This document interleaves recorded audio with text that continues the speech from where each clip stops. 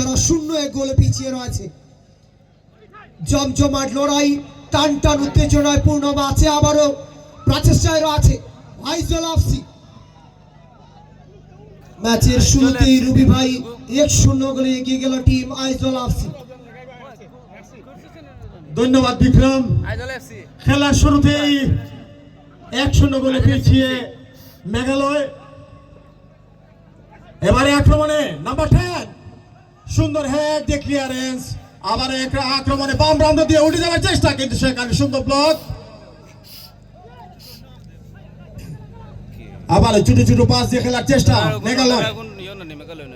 বাম প্রান্ত দিয়ে আক্রমণে নাম্বার 10 বল সুন্দরভাবে ছিনিয়ে নিয়ে উঠে যাওয়ার চেষ্টায় দ্রুত গতির খেলোয়াড়, কিন্তু সেই আগে কর্নার।